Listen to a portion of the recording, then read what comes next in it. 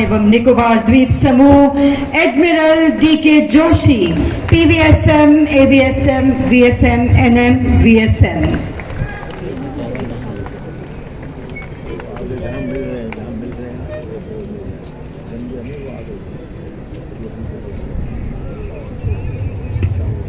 और अब इस गरिमामयी अवसर के शुभारंभ हेतु आप सभी से विनम्र अनुरोध है कि कृपया राष्ट्रगान के लिए खड़े हो जाएं।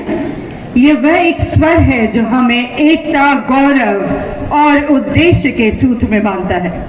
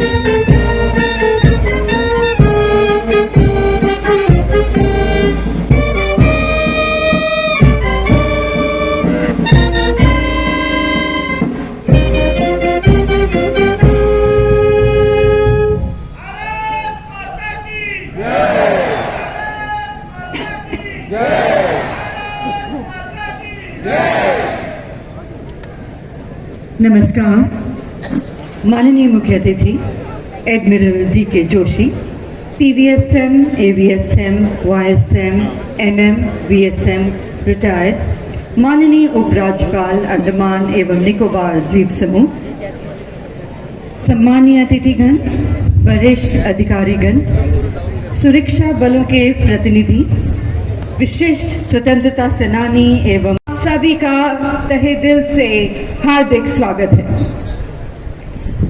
आज 23 जनवरी पराक्रम दिवस के पावन अवसर पर हम भारत के उस अमर सपूत की 129वीं जयंती का स्मरण कर रहे हैं जो साहस, स्वाभिमान और राष्ट्रीय एकता के शाश्वत प्रतीक हैं, नेताजी सुभाष चंद्र बोस।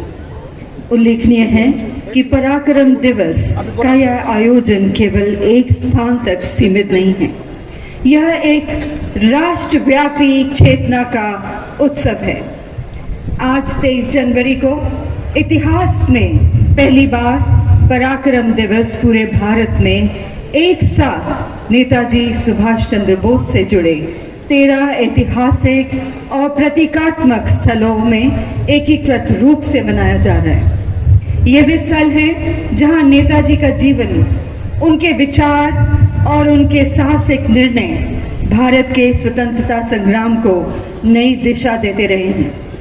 ओडिशा के कटक से जहां नेताजी का जन्म हुआ और उनकी प्रारंभिक शिक्षा संपन्न हुई, पश्चिम बंगाल के कोडालिया से नेताजी के पैतृक निवास स्थल के निकट रेलवे स्टेशन से सटे रेलवे मैदान में श्रद्धांजलि का कार्यक्रम आयोजित किया गया है। कोलकाता में जहां नेताजी ने प्रेसिडेंसी कॉलेज में अध्ययन किया और 1941 में नेताजी भवन से ऐतिहासिक पलायन किया। गुजरात के हरिपुरा में जहां वर्ष 1938 में नेताजी भारतीय राष्ट्रीय कांग्रेस के अध्यक्ष निर्वाचित हुए, वहां भी पराक्रम दिवस श्रद्धापूर्वक मनाया जा रहा है।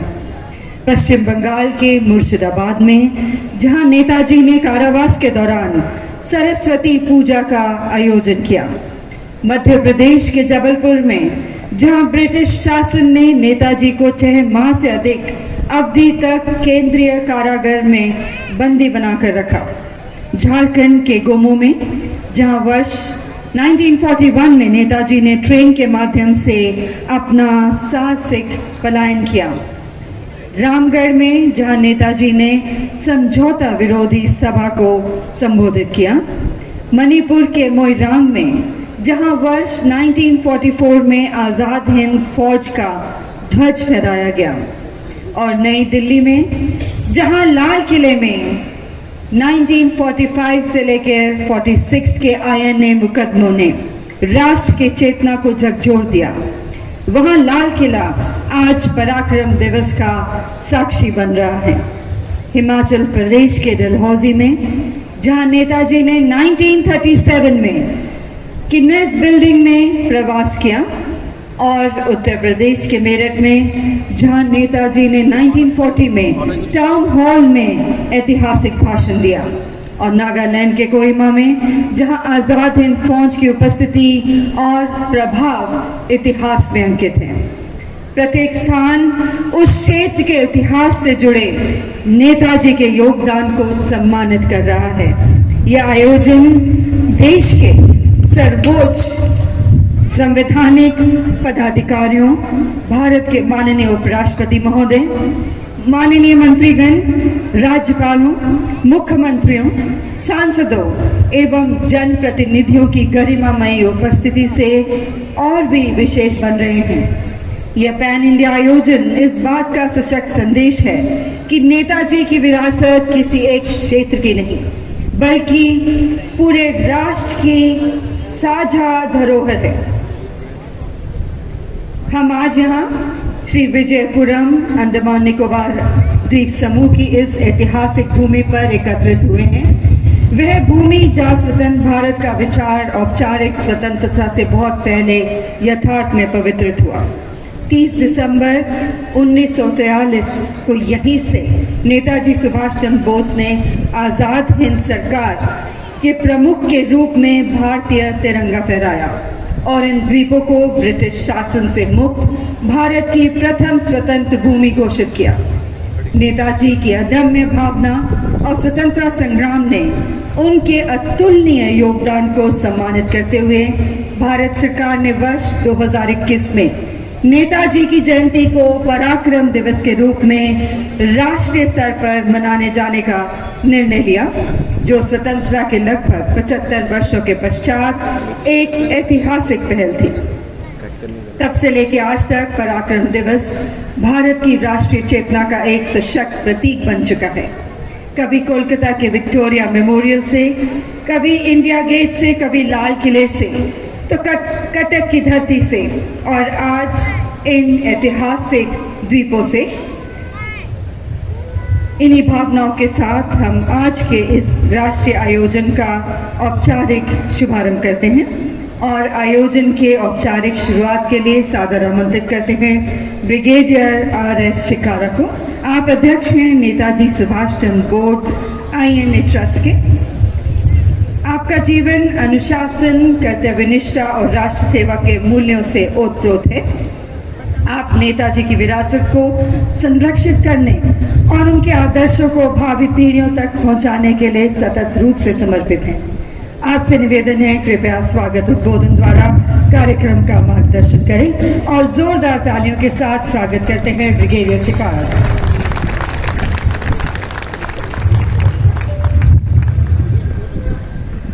जय हिंद। अंडमान निकोबार द्वीप समूह के governor admiral DK Joshi ji,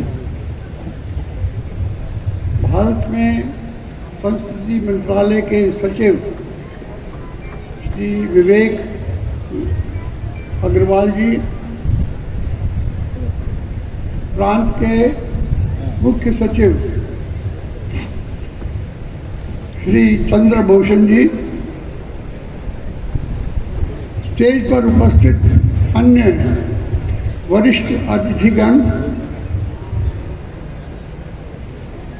आज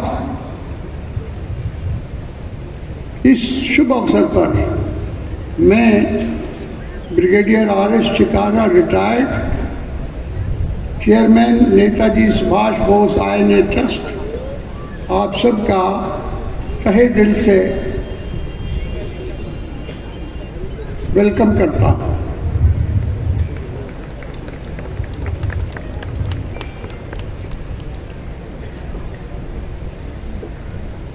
देवियों और सज्जनों, मेरा स्वास्थ्य थोड़ा गड़बड़ है, इसलिए मैं निवेदन करूँगा ट्रस्ट की सेक्रेटरी डॉक्टर मिसेस निधि कुमार से कि वो मेरा स्वागत भाषण पढ़कर सुनाए।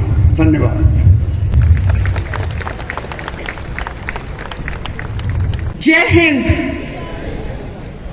अंडमान तथा निकोबार द्वीप समूह के माननीय राज्यपाल एवं पूर्व नौसेना प्रमुख admiral D K. Joshi ji, PVSM, AVSM, YSM, नवसेना मेडल, वीएसएम, आदरणीय brigadier R S. Chikara ji, lieutenant are. Madhavan Pillai ji, Andaman तथा निकोबार द्वीप समूह के मुख्य सचिव डॉक्टर चंद्रभूषण कुमार जी, सचिव संस्कृति मंत्रालय श्री विवेक अग्रवाल जी,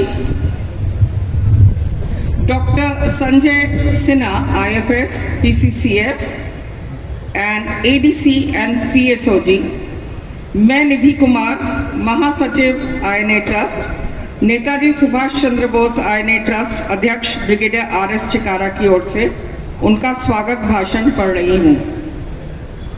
फ्रेंड्स, हमें इस बात की बहुत खुशी है कि आज माननीय उपराज्यपाल की मुख्य अतिथि उपस्थिति से नेताजी सुभाष चंद्र बोस की 129th जयंती का आयोजन नेताजी स्टेडियम में आप सभी के साथ हुआ है।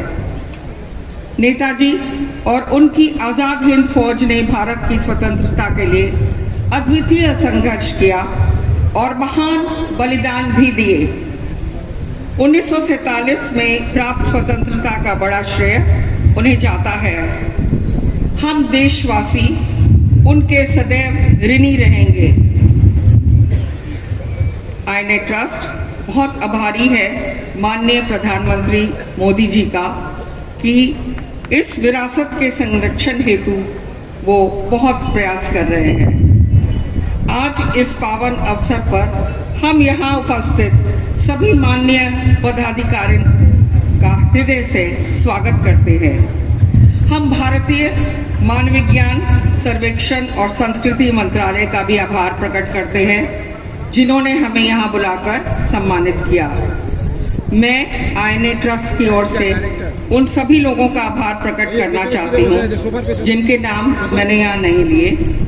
जय हिंद। हार्दिक धन्यवाद निधि जी और ब्रिगेडियर चिकारा जी।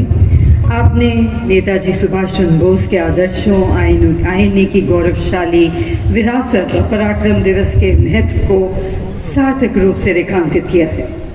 और अब हम कार्यक्रम के अगले महत्वपूर्ण औपचारिक क्षण की ओर बढ़ते हैं और सादर आमंत्रित करते हैं श्री विवेक अग्रवाल जी को, सचिव संस्कृति मंत्रालय, भारत सरकार। आपके नेतृत्व में भारत की सांस्कृतिक विरासत, राष्ट्रीय स्मृति स्थलों और स्वतंत्रता संग्राम से जुड़ी विरासत को संरक्षित एवं सशक्त करने के अनेक महत्वपूर्ण प्रयास किए जा रहे हैं। माननीय सचिव महोदय जी से निवेदन है कि आप पराक्रम दिवस के इस गरिमामय अवसर पर अपने विचार साझा करें और तालियों के साथ स्वागत करेंगे माननीय सचिव महोदय जी का। इस गरिमामय कार्यक्रम के मुख्य अतिथि माननीय उपराज्यपाल अंडमान निकोबार द्वीप समूह एडमिरल डी.के. जोशी जी, मुख्य सचिव INA के वरिष्ठ सैनिक, प्रबल सैनिक lieutenant are. Madhavan ji, brigadier सेवानिवृत्त R.S. चिकारा, अध्यक्ष नेताजी सुभाष चंद्र बोस INA ट्रस्ट के सम्मानित सदस्यगण, मेरे colleagues DGP, principal chief conservator of forest, मंच पर आसीन सभी गणमान्य अतिथि, यहाँ पर उपस्थित सशस्त्र बलों तथा अंडमान निकोबार प्रशासन के अधिकारीगण, INA ट्रस्ट के सम्मानित सदस्यगण, देवियों और सज्जनों, पराक्रम दिवस के इस पावन एवं प्रेरणादायी अवसर पर मैं आप सभी को सादर अभिवादन करता हूँ। आज हम यहाँ नेताजी सुभाष चंद्र बोस की जयंती के उपलक्ष्य में एकत्र हुए हैं, एक ऐसे महान व्यक्तित्व का स्मरण करने के लिए जिनका जीवन निर्णायक नेतृत्व, अडिग देशभक्ति और भारत के भविष्य में अटूट विश्वास का प्रतीक है। पराक्रम दिवस केवल कैलेंडर की एक तिथि नहीं है, यह उस शक्ति को याद दिलाता है, जो तब उत्पन्न होती है जब दृढ़ विश्वास साहस के साथ जुड़ जाता है। श्री विजयपुरम में आज हम उपस्थित हैं, इसका एक गहरा ऐतिहासिक महत्व है। ये द्वीप केवल भौगोलिक रूप से दूरस्थ क्षेत्र नहीं है, बल्कि भारत के स्वतंत्रता संग्राम की गाथा में इसका बहुत महत्वपूर्ण स्थान है।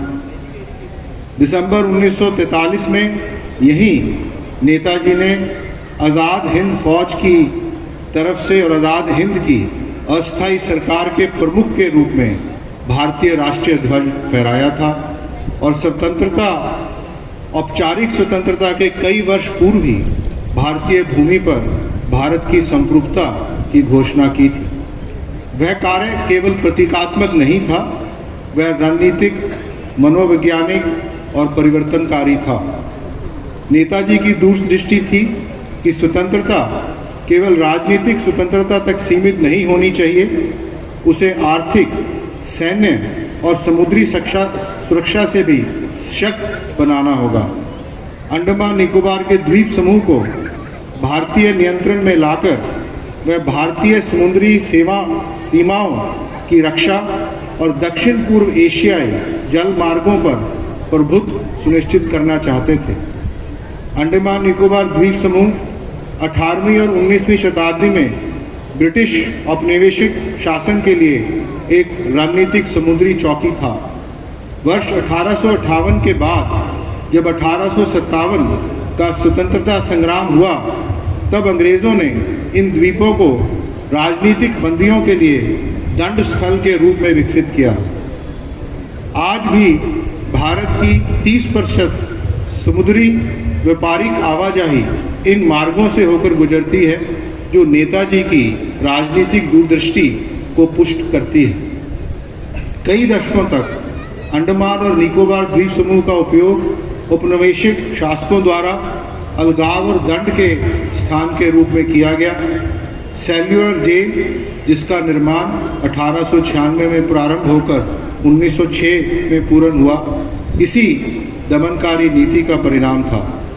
इस जेल में सैकड़ों भारतीय स्वतंत्रता संग्रामियों को रखा गया और उन्हें उन क्रांतिकारियों को कठोर यातनाएं दी गई। इस सेल्युलर जेल में बहुत सारे क्रांतिकारी, जिनमें वीर सावरकर भी थे, उन्होंने बहुत कठिन परिस्थितियों में जो अंग्रेज़ों की दमनकारी नीति थी उसको भुगता।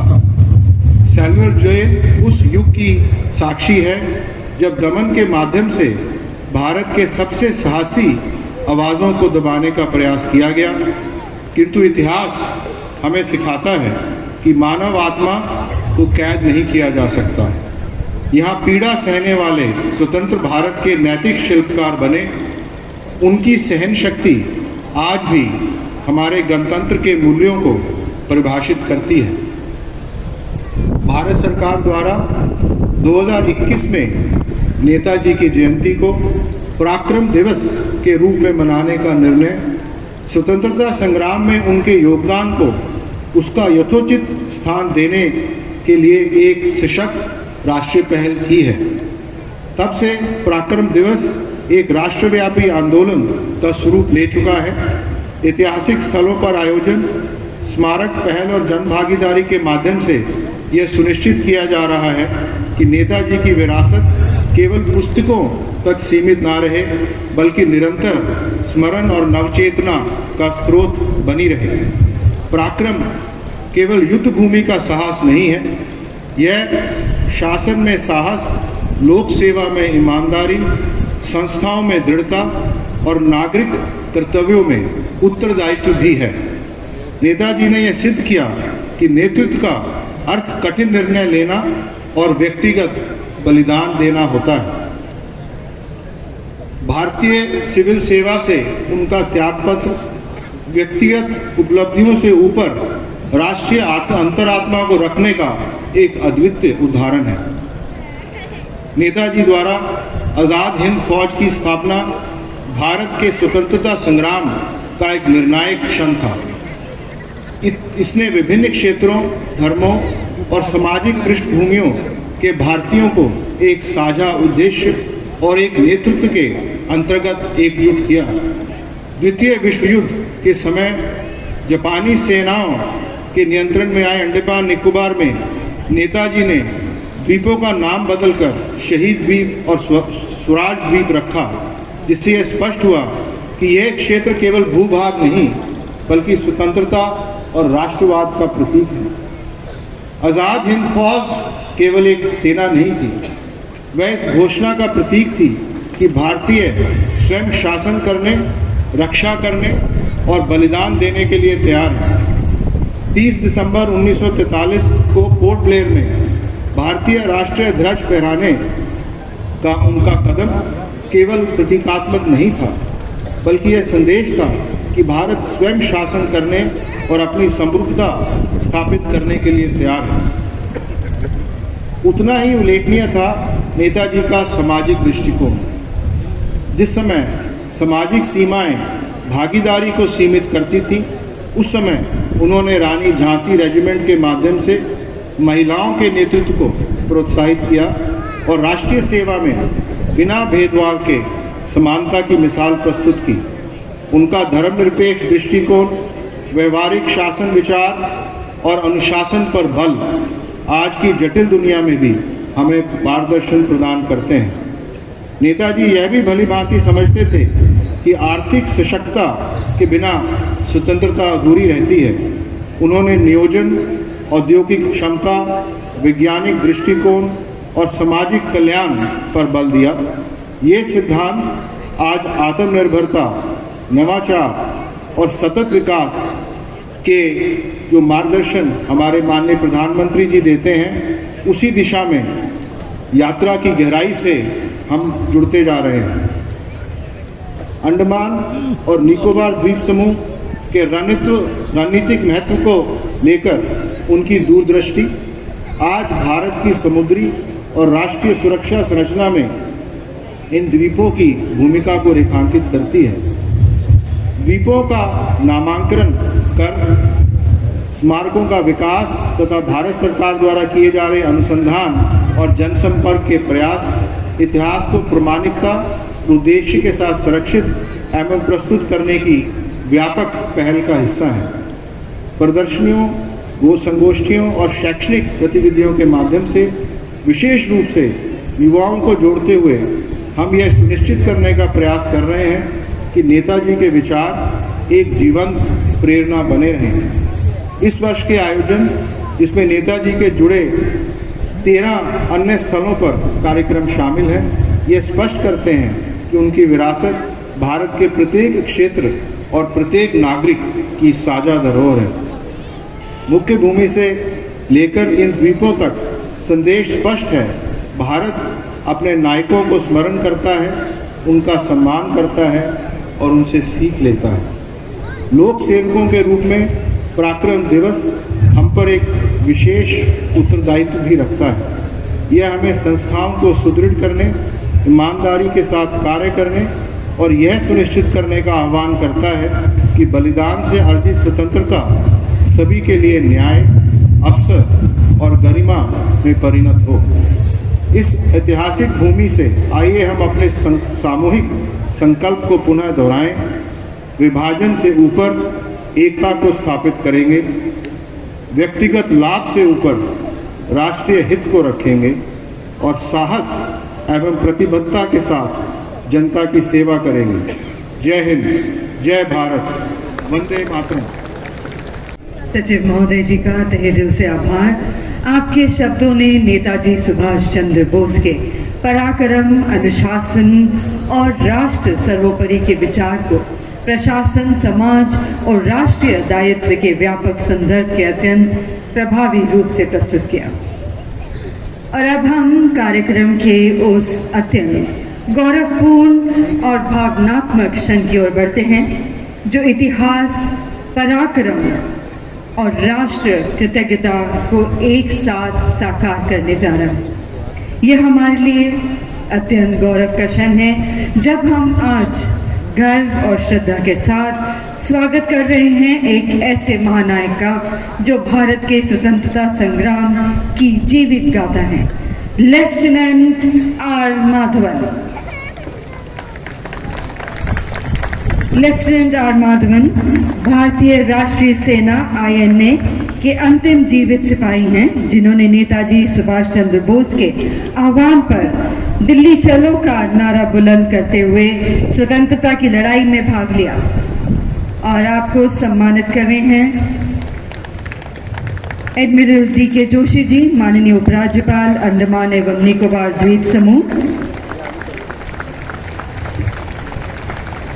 मात्र 18 वर्ष की आयु में नेताजी सुभाष चंद्र बोस के आह्वान पर आजाद हिंद फौज में आपने प्रवेश किया। आपका जीवन भारत के स्वतंत्रता संग्राम का एक अमूल्य अध्याय है। आपका जन्म 13 मार्च 1926 को बर्मा, जो वर्तमान में म्यांमार में, तमिलनाडु मूल के एक परिवार में हुआ। स्वतंत्रता इस पथ पे आपने असाधारण साहस का परिचय दिया। रंगून में कारावास की यातनाएं सही, कठिन परिस्थितियों का सामना किया, किंतु राष्ट्र के प्रति अपने संकल्प से कभी विचलित नहीं हुए। आज शतायु होने के उपरांत भी आप सभी को बताना चाहेंगे आपकी उम्र आज 101 साल है। माधवन जी युद्ध स्मारकों में नतमस्तक होकर शहीदों को श्रद्धांजलि अर्पित करते हुए हम सभी को यह स्मरण कराते हैं कि देशभक्ति किसी आयु की मोहताज नहीं होती।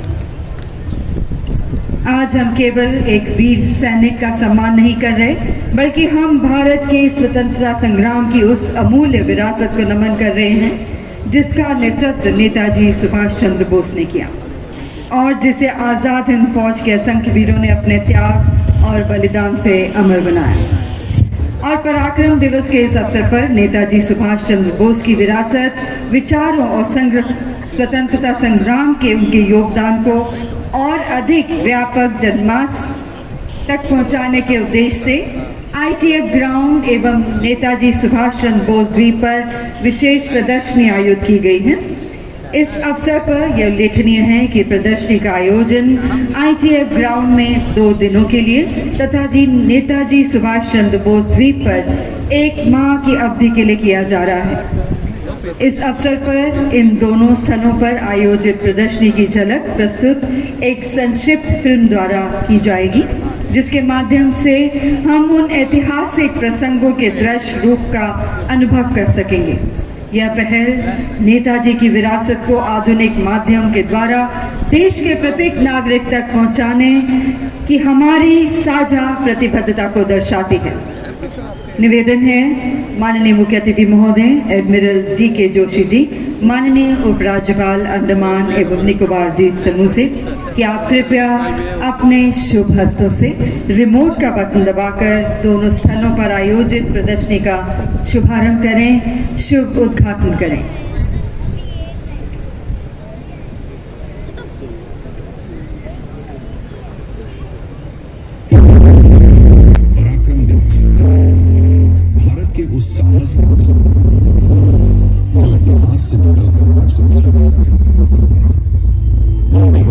नेताजी सुभाष चंद्र बोस के अदम्य साहस, निस्वार्थ राष्ट्र सेवा और सशक्त नेतृत्व राष्ट्र के समक्ष सम्मान स्थापित करता है। माननीय प्रधानमंत्री श्री नरेंद्र मोदी जी की दूरदर्शी पहल के माध्यम से 23 जनवरी नेताजी की जयंती पराक्रम दिवस के रूप में प्रतिवर्ष मनाए जाते हैं। वर्षों से पराक्रम दिवस का आयोजन नेताजी से जुड़े ऐतिहासिक स्थलों पर होता है ताकि इतिहास कर सके। अंडमान की यह भूमि केवल द्वीपों का समूह नहीं, यह भारत के स्वतंत्रता संग्राम की जगह स्मृति है। यही बहुत पवित्र भूमि है जहाँ 30 दिसंबर 1923 को नेताजी सुभाष चंद्र बोस ने पहली बार आजादी का त्याग किया। स्वतंत्र भारत की भूमि भारतीय संविधान की पहली घोषणा के रूप में आज यह द्वीप एक राष्ट्रीय हेरिटेज साइट के रूप में संरक्षित है, जहाँ इतिहास, स्मृति और सम्मान एक साथ साथ हो रहे हैं। नेताजी द्वारा का सम्मान और संस्कृति को बनाने की प्रस्तुति एक राष्ट्रीय करता है। अपनी पहचान संपत्ति और राष्ट्र के गौरव की पूर्ण स्थापना इसी संकल्प का वसीला है।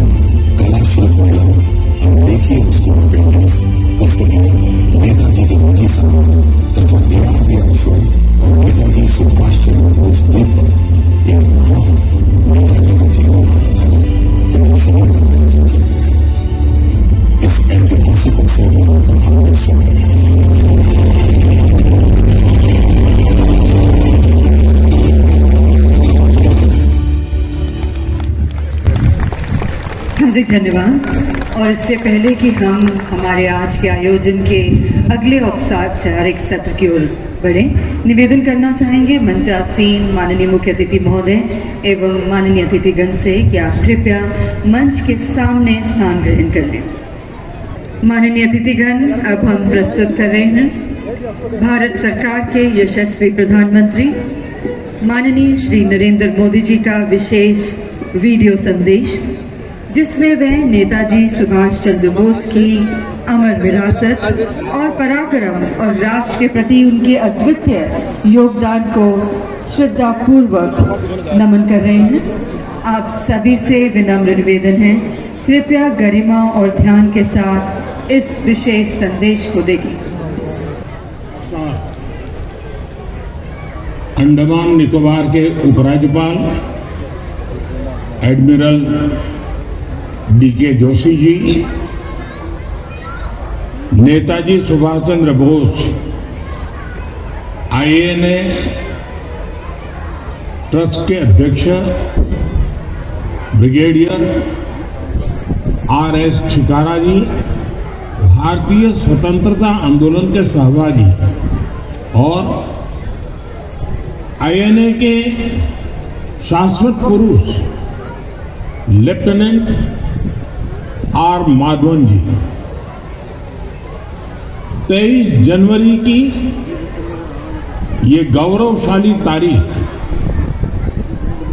नेताजी सुभाष चंद्र बोस की जन्म जयंती, नेताजी का पराक्रम, उनका शौर्य, आज की ये तारीख हमें प्रेरणा भी देती है, हमें नेताजी के प्रति श्रद्धा भाव से भी भरती है। साथियों, बीते वर्षों में पराक्रम दिवस देश की राष्ट्रीय भावना का, नेशनल स्पिरिट का एक अभिन्न पर्व बन गया है। ये एक सुखद संयोग है कि 23 जनवरी को पराक्रम दिवस, 25 जनवरी को मतदाता दिवस, 26 जनवरी को गणतंत्र दिवस, 29 जनवरी को बीटिंग रिट्रीट और फिर 30 जनवरी को पूज्य बापू की पुण्यतिथि तक गणतंत्र का महापर्व मनाए जाने की एक नई परंपरा बन गई है। मैं इस अवसर पर आप सभी को और सभी देशवासियों को पराक्रम दिवस की अनेक अनेक शुभकामनाएं देता हूं। भाइयों बहनों, साल 2026 में पराक्रम दिवस का मुख्य आयोजन अंडमान निकोबार में हो रहा है। शौर्य, पराक्रम और बलिदानों से ओतप्रोत अंडमान निकोबार का इतिहास, जहां की सेल्यूलर जेल में वीर सावरकर जैसे अनगिनत देशभक्तों की गाथाएं, नेताजी सुभाष चंद्र बोस से इसका संबंध, ये बातें पराक्रम दिवस के इस आयोजन को और भी खास बनाती है। अंडमान की धरती इस विश्वास का प्रतीक है कि स्वतंत्रता का विचार कभी भी समाप्त नहीं होता। यहां कितने ही क्रांतिकारियों को यातनाएं दी गई, यहां कितने ही सेनानियों के प्राणों की आहुति हुई, लेकिन स्वतंत्रता संग्राम की चिंगारी बूझने की जगह और तेज होती चली गई और उसका परिणाम ये हुआ कि अंडमान निकोबार की यही धरती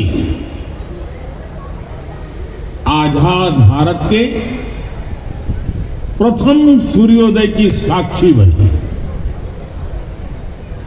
1947 से भी पहले 30 दिसंबर 1943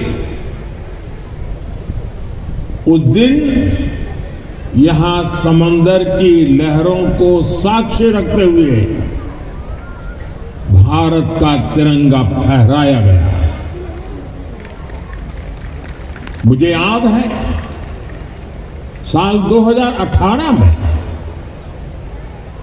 जब इस महान घटना के 75 साल हुए थे, तब 30 दिसंबर के ही दिन मुझे अंडमान में उसी स्थान पर तिरंगा फहराने का सौभाग्य मिला था।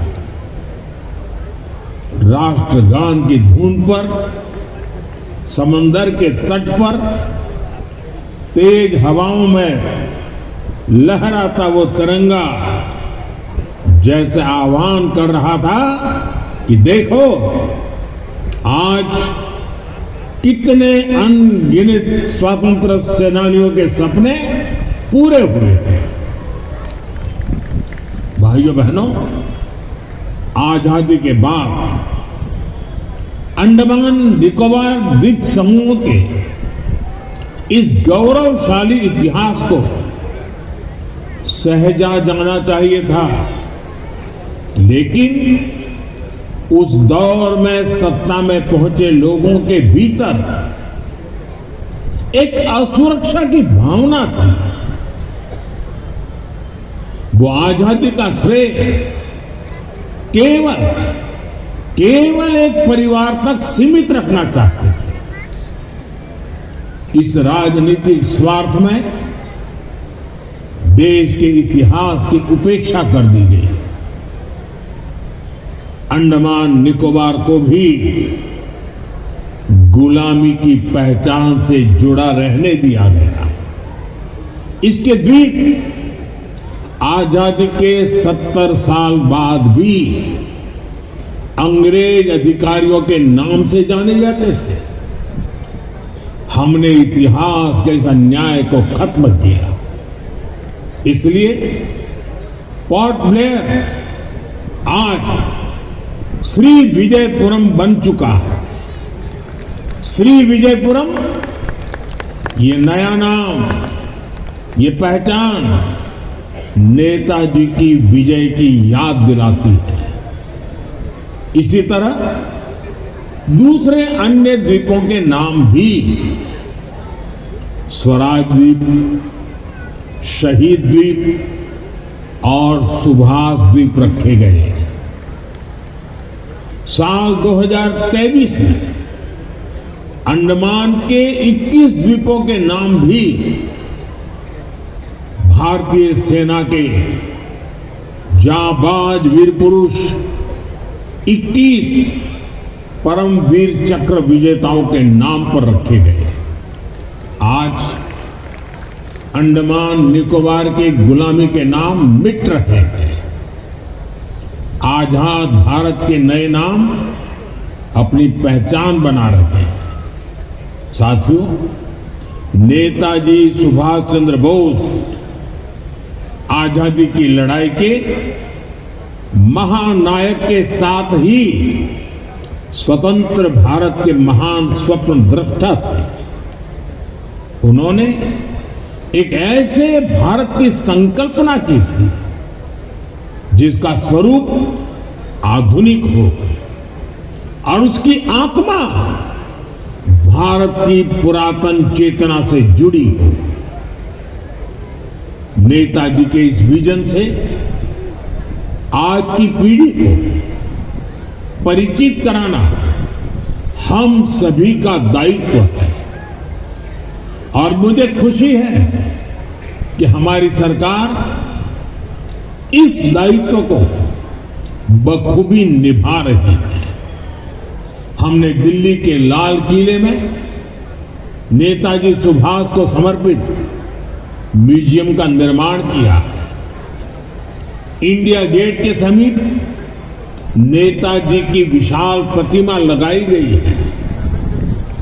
गणतंत्र दिवस की परेड में हिंद फौज के योगदान को भी देश ने याद किया है।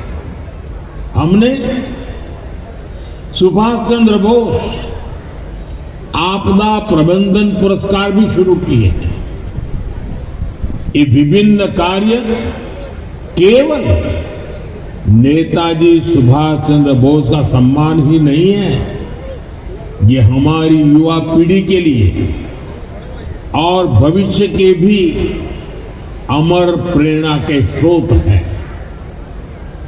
अपने आदर्शों का ये सम्मान, उनसे प्रेरणा, यही विकसित भारत के हमारे संकल्प को ऊर्जा और आत्मविश्वास से भर रहा है। साथियों, एक कमजोर राष्ट्र का अपने लक्ष्यों तक पहुंचना मुश्किल होता है। इसलिए नेताजी सुभाष ने हमेशा सशक्त राष्ट्र का सपना देखा।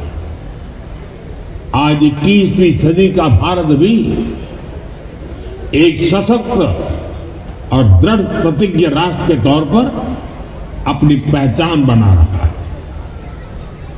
अभी अभी आपने देखा है ऑपरेशन सिंदूर,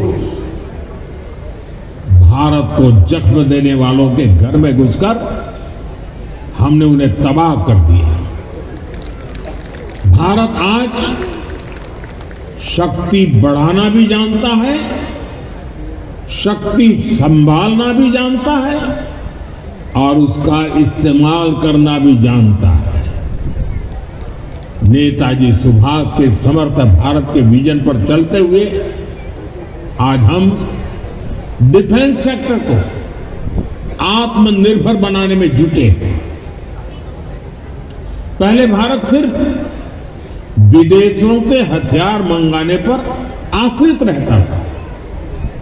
आज हमारा डिफेंस एक्सपोर्ट 23,000 करोड़ को पार कर चुका है। भारत में बनी ब्रह्मोस और दूसरी मिसाइलें कितने ही देशों का ध्यान खींच रही है। हम स्वदेशी की ताकत से भारत की सेनाओं का आधुनिकीकरण कर रहे हैं। भाइयों बहनों, आज हम 140 करोड़ देशवासी विकसित भारत के संकल्प के लिए एकजुट होकर काम कर रहे हैं। विकसित भारत का यह रास्ता आत्मनिर्भर भारत अभियान से मजबूत होता है। इसे स्वदेशी के मंत्र से ताकत मिलती है। मुझे विश्वास है विकसित भारत की इस यात्रा में पराक्रम दिवस की प्रेरणा हमें निरंतर इसी तरह बल देती रहेगी। मैं एक बार फिर आप सभी को नेताजी सुभाष की जन्म जयंती की बहुत बहुत बधाई देता हूं। भारत माता की जय।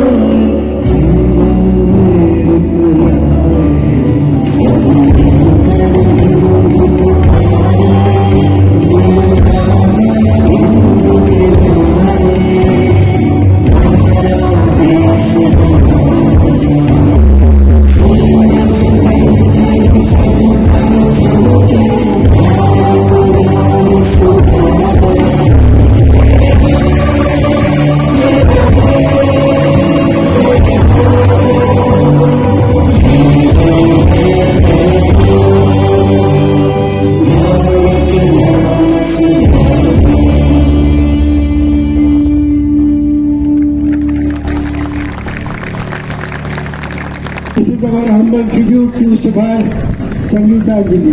Thank you so much. We'll play a composition by Gurudev Rabindranath Tagore.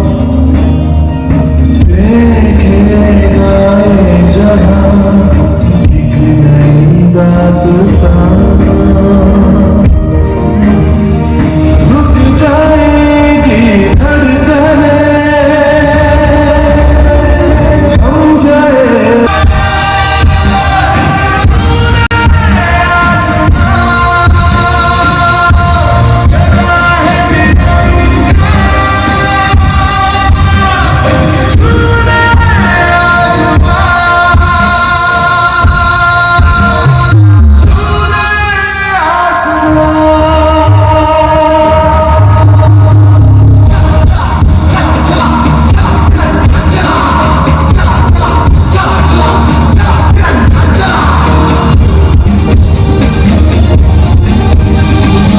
proudly from a beautiful city called Bangalore.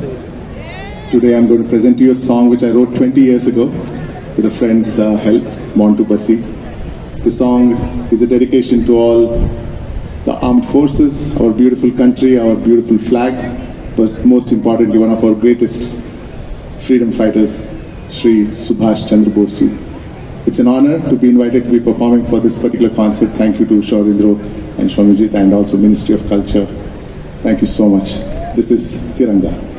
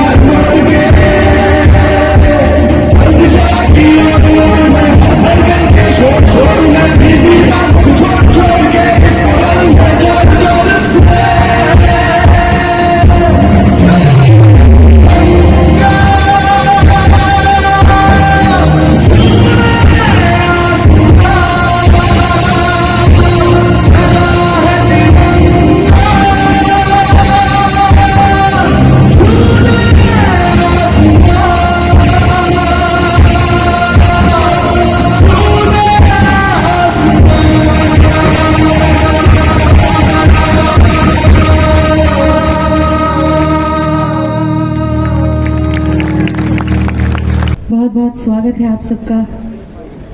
आज एक बहुत ही ऐतिहासिक दिन हम सेलिब्रेट कर रहे हैं and so I want to dedicate this timeless poetry which was sung by Bharat Ratna Sushri Lata Mangeshkar ji. The song is ऐ मेरे वतन के लोगों।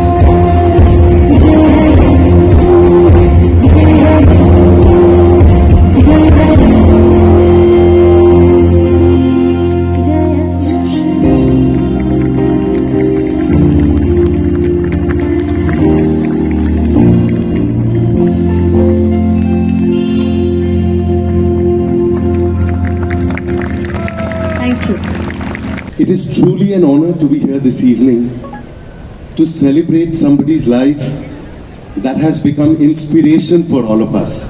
हम सभी की आदर्श है नेताजी, और उनकी प्रियतम एक गीत आज मैं यहाँ पे गाने आया हूँ। लेकिन इस गीत को गाने से पहले मैं चाहता हूँ कि आप सब मिलके इस गीत में पार्टिसिपेट करें।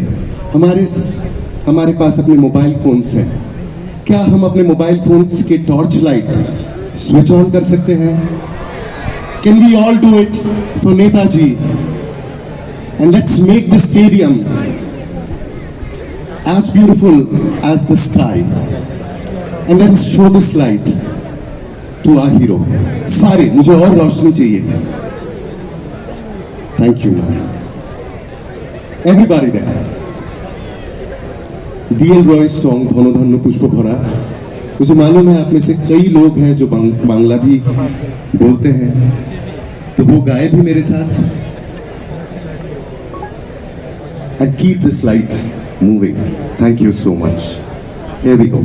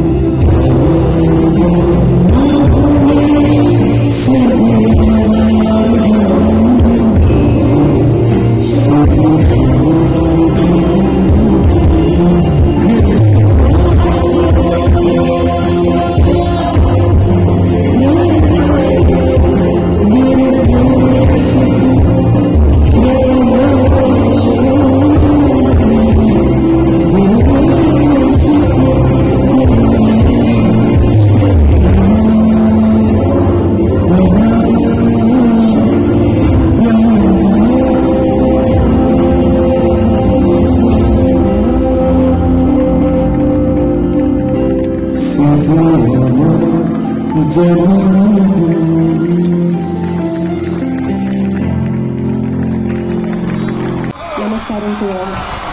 It's such a beautiful feeling to be here with you all today, celebrating Parakram Divas. And the next song is about the one who rules us all, Lord Shiva. It's called Endi Kondalu Eletoda Addabottu Shankaruda.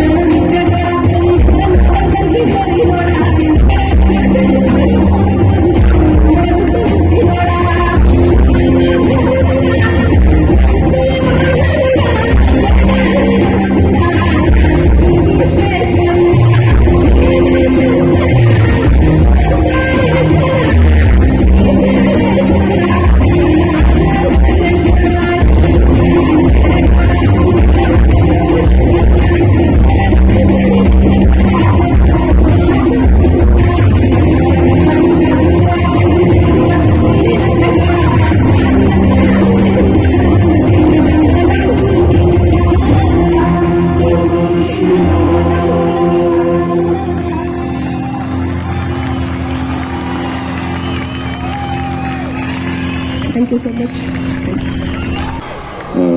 मैं दूसरी बार आया हूँ Andaman and felt so good coming back. So beautiful people, beautiful culture, and thank you for having us in this special day. And मैं जो गाने जा रहा हूँ उसमें स्पेशली सुभाष जी का एक वॉइस भी है उसमें। एक्चुअली उन्होंने टोक्यो में एक मैसेज दिया था, तो वो गाने में है, सुनिएगा उनका आवाज़। I get goosebumps when I hear that. So we'll sing a song for Subhash ji.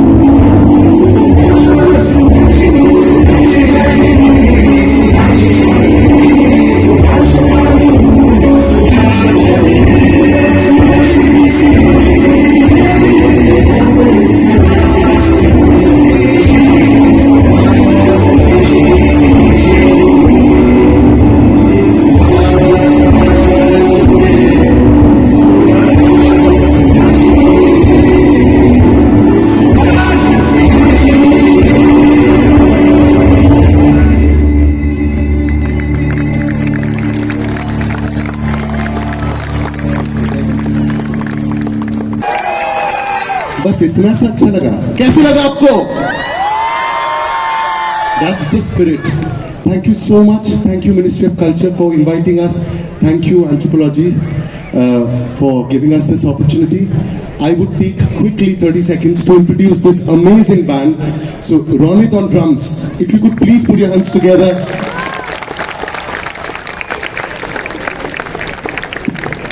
Anant on flute. Snehesh on sitar. Chaurnindu on sarod. Sunny on guitars. Sunny on guitars, of course. The beautiful, amazing choir, Sujata, Buidehi, Aditshu, Devosmita, Niladri, Deep, Polomi, Ujan, Tunnishta, Srijita and Sneha. We have on the other side Himatri on bass guitar, Vishwajit Roy on all the percussions, tabla, bakawat. The programming and the keys by Shulkot Gublo, Shubhu on sound and Vishwajit, of course, on the monitors here. Alam is on the lights and Sanjeevan on all the visuals that you have seen. Now I would like to invite Anushmita on choreography. All these amazing dancers from here. DNA Dance Institution, could you please quickly come on stage? And of course, Shishindu Dotto for all the operations.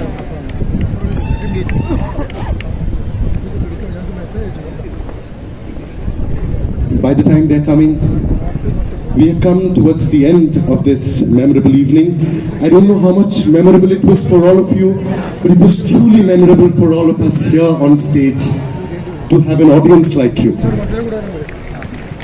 I would also like to thank Ms. Gauri Basu for presenting this show throughout the evening.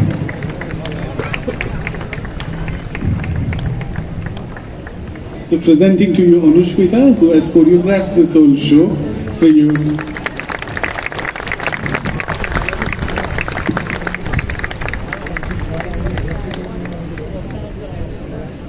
What could be the ending song for such an evening that celebrates one of the greatest towering heroes of our country ever, Netaji Subhash Chandra Bose.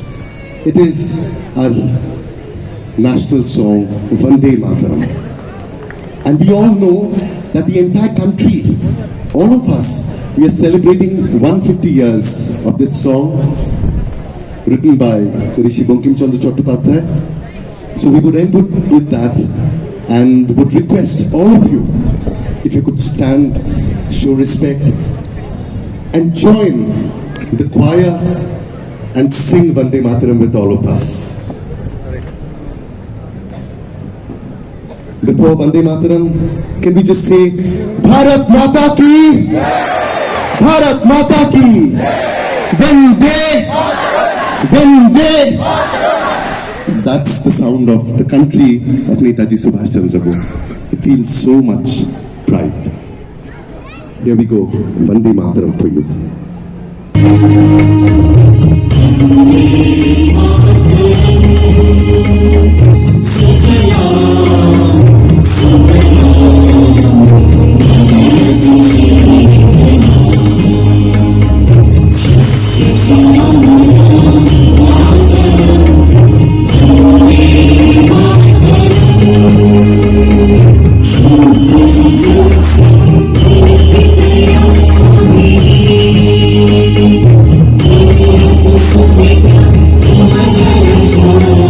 Thank you.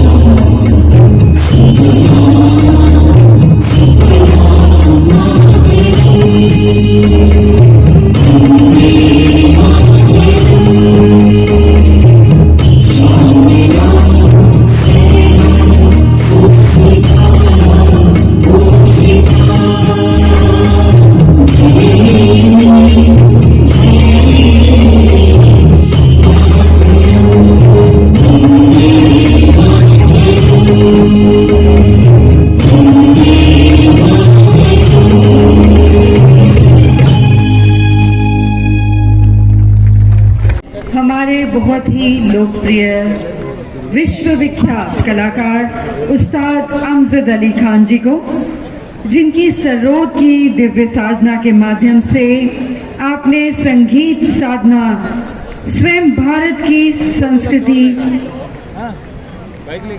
का एक प्रतीक है। आपकी संगीत साधना जोरदार तालियों के साथ उस्ताद अमजद अली खान और उनके सुपुत्र जो युवा पीढ़ी के प्रतिष्ठित कलाकार हैं अयान अली बंगाश जी और अमान अली बंगाश। जोरदार तालियों के साथ स्वागत।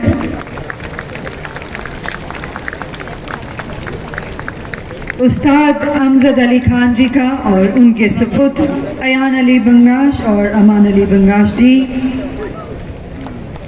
उस्ताद अमजद अली खान जी ने संगीत साधना स्वयं भारत की सांस्कृतिक विरासत का प्रतीक है।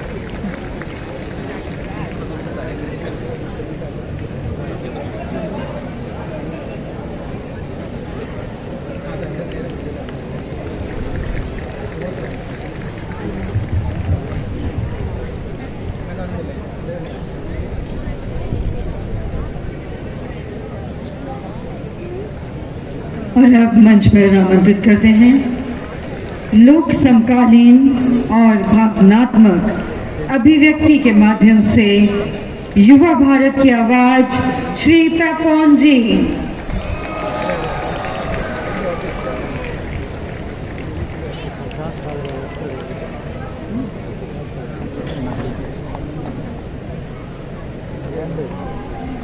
जोरदार तालियां हो जाएं पेपॉन जी के लिए। आप युवा भारत की आवाज हैं। और अब आमंत्रित करते हैं भारतीय लोक और शास्त्रीय परंपरा की सशक्त प्रतिनिधि, हम सभी की चहेती प्रतिभा सिंह बघेल।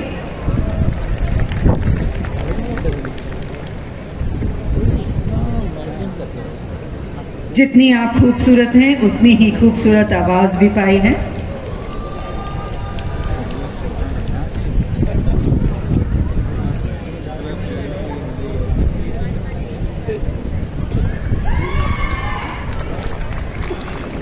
और अब आमंत्रित करते हैं भारतीय लोक और आधुनिक संगीत को वैश्विक मंच तक पहुंचाने वाले रघु दीक्षित।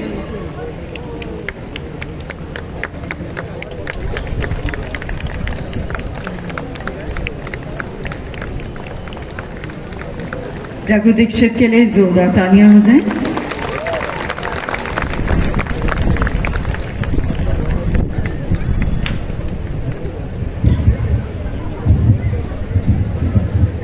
मंच पर आमंत्रित करते हैं मिस मांगली जी को और सम्मानित करना चाहेंगे उनके इस बहुत ही खूबसूरत प्रदर्शन के लिए, प्रस्तुतिकरण के लिए।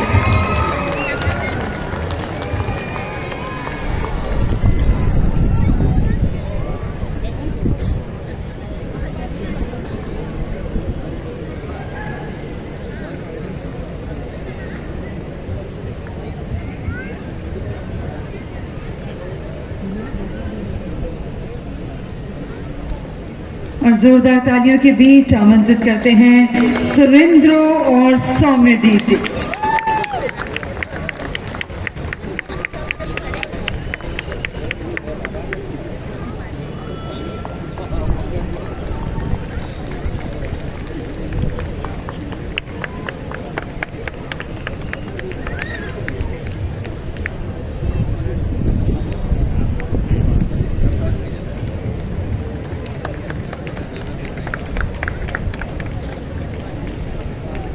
तालियां बजती रहें सुरेंद्र जी और सौम्यजीत जी के लिए।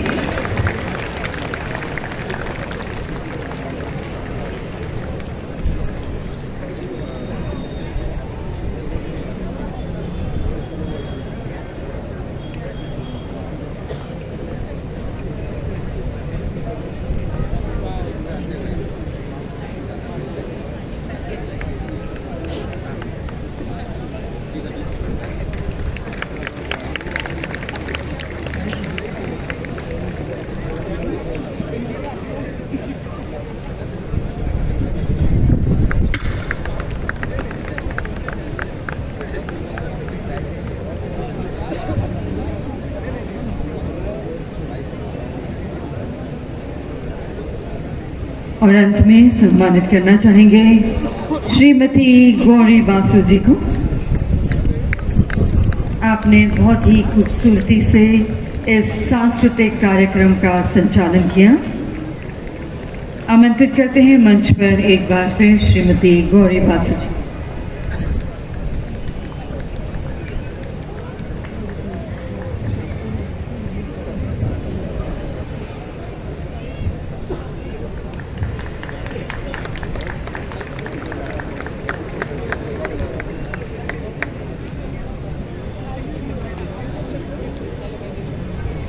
माननीय अतिथिगण से निवेदन करना चाहेंगे सभी कलाकारों के साथ एक ग्रुप फोटोग्राफ लेकर हम सभी को अनुग्रहित करें।